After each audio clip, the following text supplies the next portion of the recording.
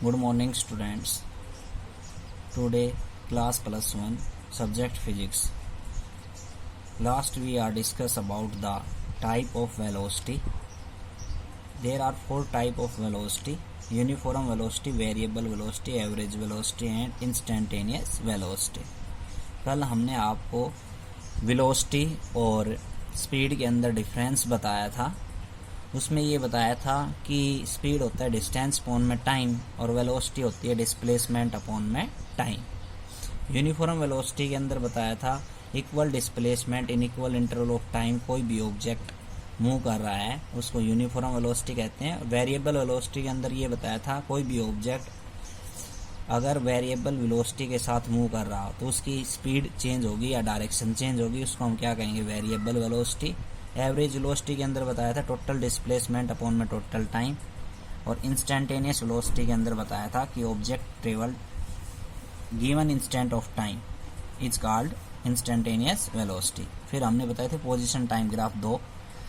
अगला जो ग्राफ है अपना आज का वो ये है, if this graph starting from left side. अगर ये ग्राफ हमारा डिस्प्लेसमेंट और टाइम के बीच के अंदर हम ग्राफ पढ़ रहे हैं, उनको हम पोजीशन टाइम ग्राफ कहते हैं। तो एक वन साइड हमने ले लिया वाई एक्सिस और इधर हो गया एक्स एक्सिस।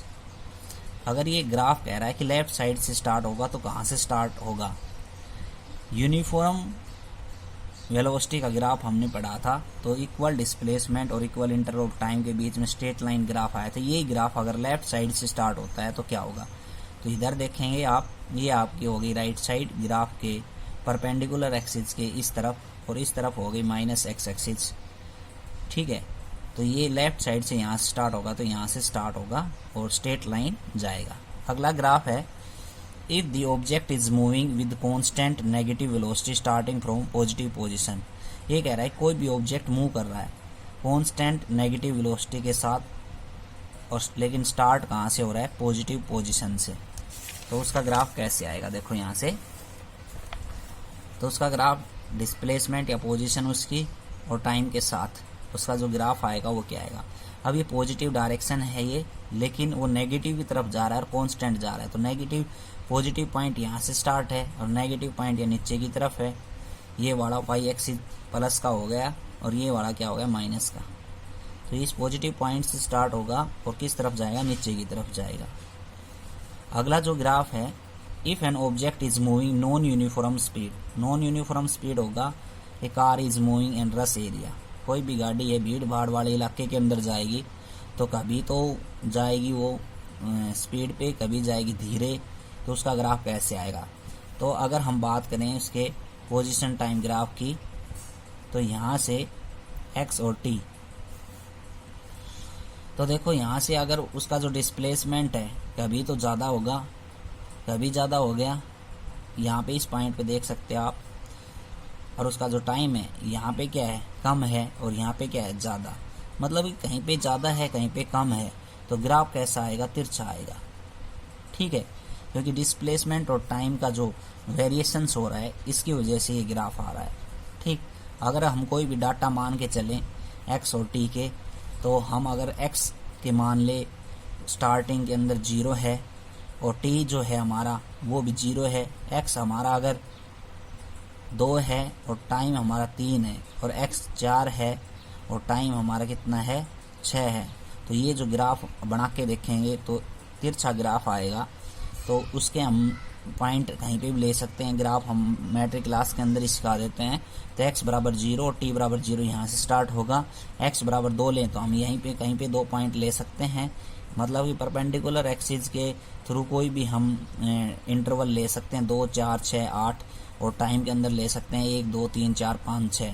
ठीक है, तो ऐसे ग्राफ बनाएंगे तो तिरछा ग्राफ आएगा हमारा। वो डाटा के हिसाब से हम पॉइंट नोट करेंगे और लाइन को मिला देंगे, और लाइन मिलाने के बाद जैसा हमारा ग्राफ बनता है वो नॉन यूनिफॉर्म का ग्राफ बनेगा। ये एक पोजीशन है सिर्फ समझाने के लिए। अगला है इंपॉर्टेंट टॉपिक है रिलेटिव वेलोसिटी। रिलेटिव वेलोसिटी क्या होती है? रिलेटिव वेलोसिटी मतलब रिलेशन, रिलेटिव से नाम इंडिकेशन हो रहा है। रिलेटिव मतलब कि दो चीज़ों के बीच की वेलोसिटी। कोई भी दो ऑब्जेक्ट है ए और बी, और ए और बी की वेलोसिटी आपस के अंदर किस प्रकार से होती है? Relative velocity, a velocity of an object A with respect to B. इसका मतलब है वो वेलोसिटी एक ऑब्जेक्ट की ए के रेस्पेक्ट में बी की या बी के रेस्पेक्ट में ए की रिलेटिव वेलोसिटी कहलाती है। दूसरी डेफिनेशन ये है, the velocity of body A with respect to another body B is relative velocity. Velocity of body A की विद रिस्पेक्ट में अनदर बॉडी बी के साथ रिलेटिव वेलोसिटी कहलाएगी, या कह सकते हैं velocity of body B with respect to body A is called relative velocity. अब हमने यहाँ पे डायग्राम दिखाया है ट्री का, उसकी रिलेटिव वेलोसिटी वी ए मान ली हमने। एक मैन दिखाया है यहाँ पे इसके रेस्पेक्ट में जो कि मोशन के अंदर है, या रिलेटिव वेलोसिटी ऑफ मैन की क्या हो गई, वी एम हो गई। और यहाँ पे ट्री की जो रिलेटिव वेलोसिटी वो क्या है, वी ए। हमने मान लिया ये ए ऑब्जेक्ट है ट्री और ये ऑब्जेक्ट बी ऑब्जेक्ट है मैन, तो V A B relative velocity हो गई A with respect to B. V B A को कैसे लिखेंगे, relative velocity of body B with respect to A. ठीक है, वी बी ए को ऐसे लिखते हैं। वी ए बी का मतलब होता है relative velocity of body A with respect to B, और वी बी ए का मतलब होता है relative velocity of body B with respect to A. अब हम कैलकुलेट कैसे करेंगे रिलेटिव वेलोसिटी, एक एग्जांपल देखो। अगर हम यहीं से इसी डायग्राम में अगर रिलेटिव वेलोसिटी इसे ए के रेस्पेक्ट में बी की बात करें, तो अगर हम इसकी मान लें 10 मीटर पर सेकंड क्या है रिलेटिव वेलोसिटी है इसकी वी बी की, या हम कह सकते हैं वी एम की। वी एम मतलब क्या है, रिलेटिव वेलोसिटी ऑफ मैन या relative velocity of object B. B ये मान लिया, इसकी हो गई 10 मान ली। जब ये रेस्ट पोजीशन के अंदर है तो इसकी रिलेटिव वेलोसिटी कितनी आएगी, 0। इसके रेस्पेक्ट में निकाल रहे हैं। अगर हम वी ए बी निकालें, relative velocity of A with respect to B निकालें, मतलब ट्री के रेस्पेक्ट में मैन की निकालें, तो क्या आएगा, वी ए बी। इसका फार्मूला रिलेटिव वेलोसिटी का वी ए बी अगर आप लिखोगे तो V A minus V B करोगे, अगर वी बी ए लिखोगे तो V B minus V A करोगे। ठीक है, तो वी ए क्या है, ये रेस्ट पोजीशन के अंदर है, तो मैन के रेस्पेक्ट में ये रेस्ट पोजीशन के अंदर है और मैन आगे की तरफ जा रहा है, तो इसकी रिलेटिव वेलोसिटी कितनी होगी। तो देखो यहाँ से ये रेस्ट पोजीशन के अंदर है और ये इससे दूर जा रहा है, तो दूर जा रहा है तो V A minus V B relative velocity होगी। तो वी ए 0 है, वी बी कितनी है, 10 है, तो माइनस 10 मीटर पर सेकेंड क्या होगी इसकी रिलेटिव वेलोसिटी।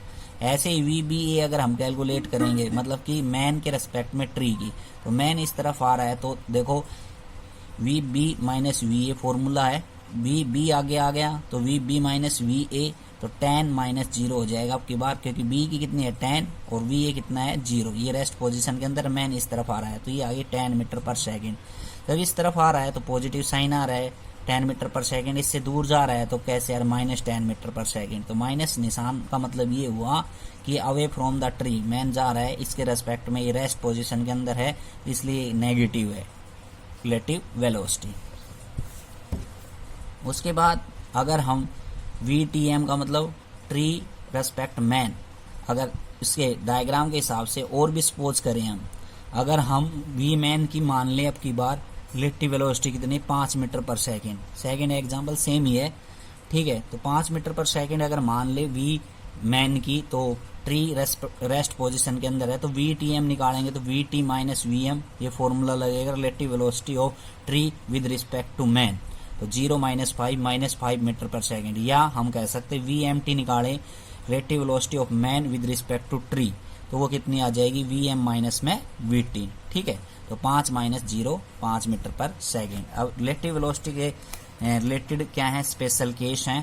पहला केस क्या है, when both object are moving in same direction, और दोनों ऑब्जेक्ट सेम डायरेक्शन के अंदर मूव कर रहे हैं। मान ले ट्री की बजाय 2 ऑब्जेक्ट हैं, दोनों ऑब्जेक्ट एक ही डायरेक्शन के अंदर जा रहे हैं, तो एरो हेड ये रिप्रेजेंट कर रहा है कि ऑब्जेक्ट ए और ऑब्जेक्ट बी दोनों एक डायरेक्शन के अंदर जा रहे हैं। तो इसकी रिलेटिव वेलोसिटी हमने मान ली वी ए फर्स्ट ऑब्जेक्ट की, और सेकंड ऑब्जेक्ट की क्या मान ली, वी बी।